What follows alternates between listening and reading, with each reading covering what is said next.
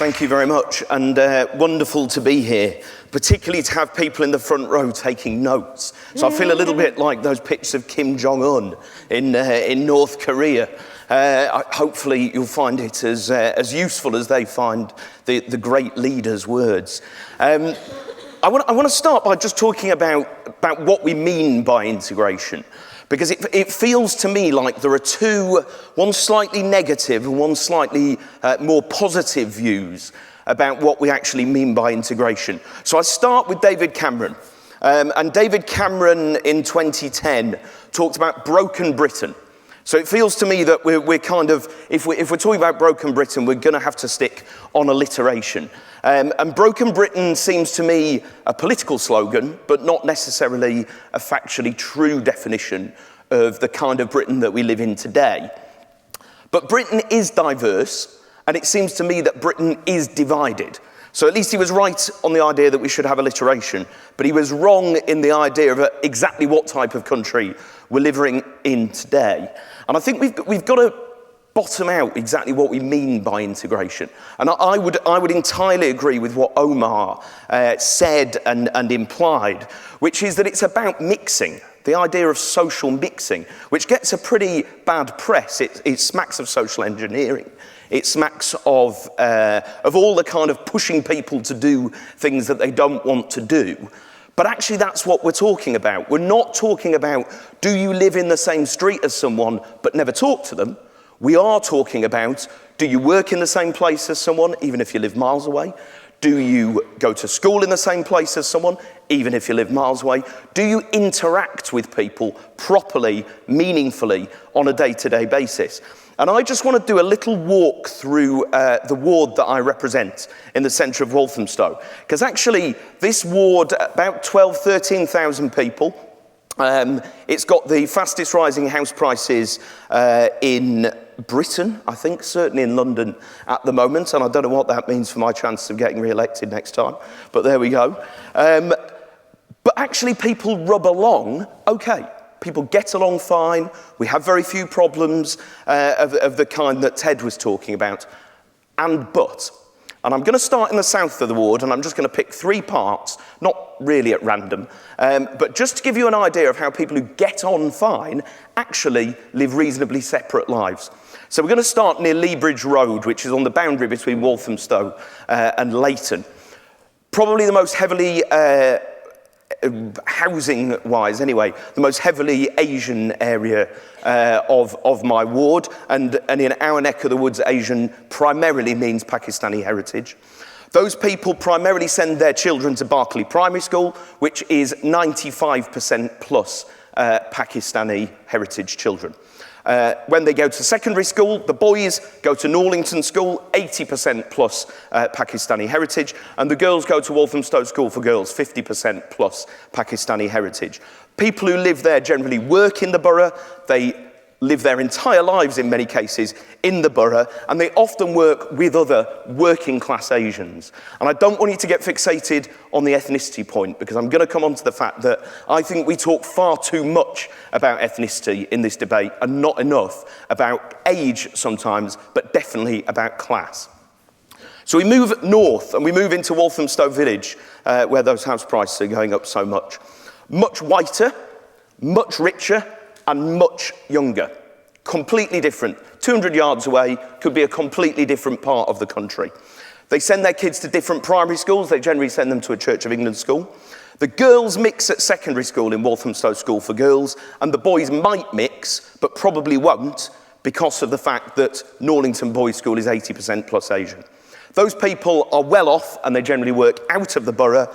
They socialise out of the borough, and they work and socialise with other middle-class people like them. And then 100 yards away from the village is Atlee Terrace, named after one of the former MPs for Walthamstow, Clement Atlee. Very mixed ethnically, not mixed at all socially. No interaction at all with people in the village, to the point where I offered £1,000, not of my own money, but of the council's money, to the Walthamstow Village Residents Association to set up a joint gardening club with people in Atlee Terrace. And what became very clear was that nobody in the Village Residents Association, A, were from Atlee Terrace, or B, had ever been there. And the concept of going there was alien. Now, these are, I don't mean to demean these people, these are fantastic people, who actually, most of them were fairly appalled by their initial reaction to the idea of going onto a council estate, but they weren't going there.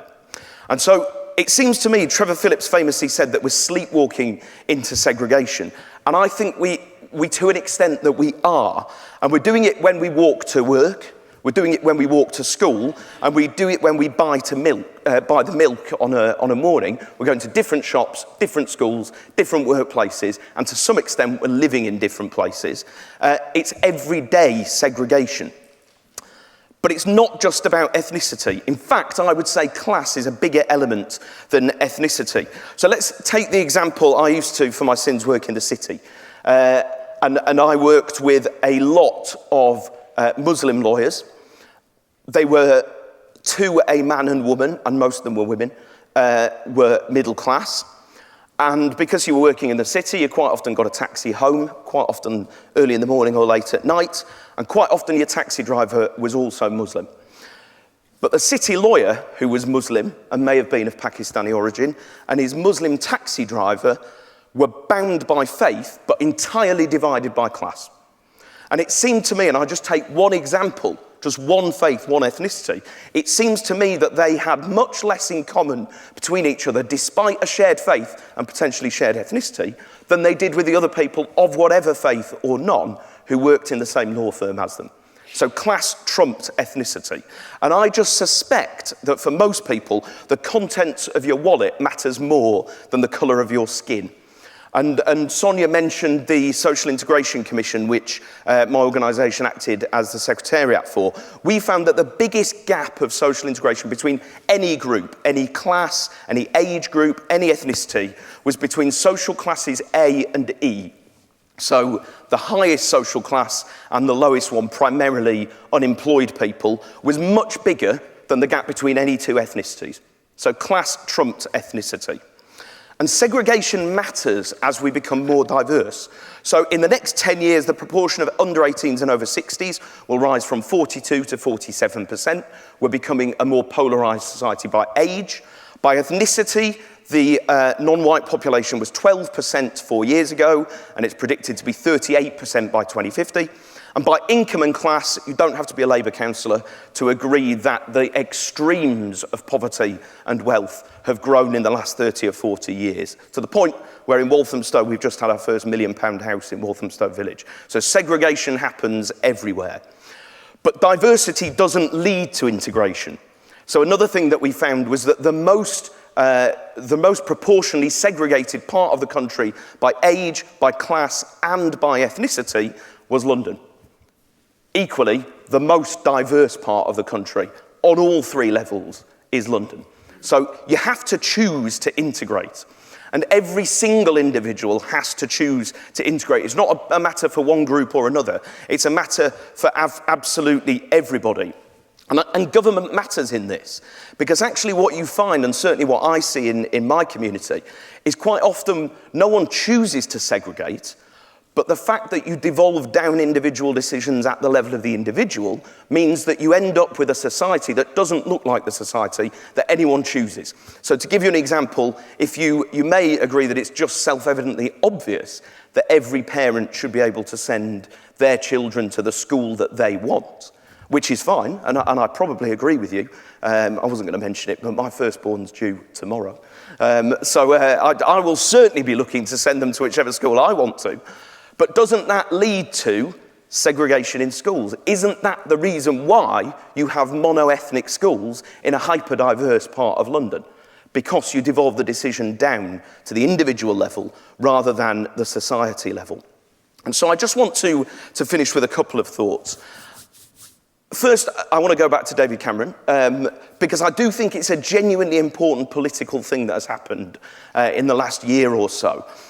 David Cameron wrote the 2005 Conservative Manifesto, which I would say was a pretty obvious dog whistle to some of the baser things in society, the kind of Donald Trump elements of British society, with that phrase, "Are you thinking what we're thinking?" Now, thankfully, it turned out that fewer people were thinking that than he thought. But But this is the same man who this year is talking about everyone being able to play a part in British society, regardless of your faith or background. That is a genuine big thing for that political party, with the background of that party, to be talking in the way it is. But equally, it matters when the left, which I'm part of, talks in ways which suggest that we value the differences between people to be much more important than the things that bring us together and the similarities between people. And it seems to me that quite often the left falls into that trap of valuing difference rather than similarity. And that really is a problem. But government matters. You only have to look to the Labour Party in places like Rotherham, which thought that you could offshore anything that happened within a certain community to the elders, quite often self-appointed elders, of that community, rather than actually dealing with it on the basis of universal values. Government matters, and the effects of decisions taken in local and national government matter for years. So I would say, just to summarise, I do think we do have to wake up from our sleepwalk into divided diversity, but I do think we shouldn't oversell that. There are a lot of positives. Omar and Ted have both talked about the way that young people particularly are changing their views of what it means to be British, what it means to be young in this country, whether they're British or not. One tiny example, we were doing a programme with Year 5 and 6 children, so the final 2 years of primary school.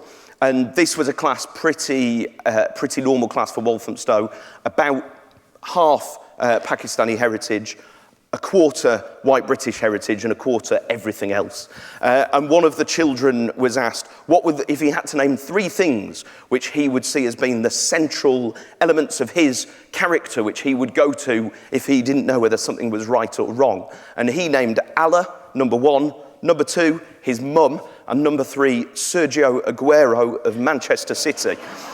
Now, you can ask yourself, why was this boy from Walthamstow supporting Manchester City and not West Ham or Spurs or Leyton Orient? Fair enough. But that seems to me that in that little anecdote, there's quite a lot of hope for this country. We have to choose integration, because as I said, if you don't choose integration, it will not happen. And the final thing I'd say is that while Britain may not be broken, I think that a lot of policy isn't intended to segregate people, but that is the effect of it. Thank you very much. Thank you. And Mark, what happened with your gardening club? My gardening club? I've still got the £1,000 if anyone wants to use it. Oh, wow. Okay, it didn't get taken up. That's interesting.